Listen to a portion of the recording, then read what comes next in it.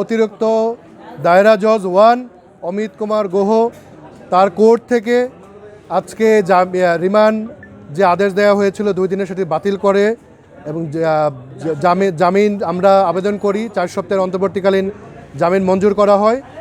এখন আমাদের সুরভি মুক্ত, কিন্তু আমাদের একটি কথা রয়েছে, নাইমুর রহমান দুর্জয় নামে যে বাদী তার বিরুদ্ধে মামলা করেছে সে এর আগে সাহসিকতার পুরস্কার নিয়েছে দেশ টিভি থেকে। দেশ টিভি বলেছে সে দেশ টিভির সাংবাদিক নয়, সে বাংলাদেশ প্রতিদিনে সাংবাদিকতা করে।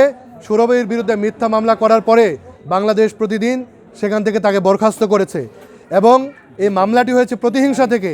সুরভি যখন এই দুর্জয়ের বিরুদ্ধে মামলা করে নারী শিশু কোর্টে, এটি ধর্ষণ মামলার চেষ্টা মামলা, তখন সে পলাতক হয় এবং পরবর্তী সময়ে প্রতিহিংসার বশবর্তী হয়ে মামলাটি করে। এবং এই মামলাটিতে আমরা দেখেছি একটি রাজনৈতিক মহল এই আগুনে ঘি ঢালবার চেষ্টা করেছে, উস্কানি দিয়েছে, বিভিন্ন জায়গায় বক্তব্য দিয়ে বলেছে 36 জুলাই 36 জন নাকি লোক নাই।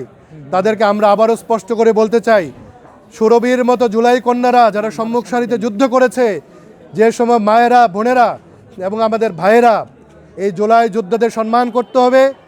এই জুলাই গণ অভ্যুত্থানের মর্যাদাকে আমাদেরকে উচ্চে রাখতে হবে। যারা এর বিরুদ্ধে দাঁড়াবে আবারও কিন্তু বাংলাদেশে জুলাই নেমে আসবে।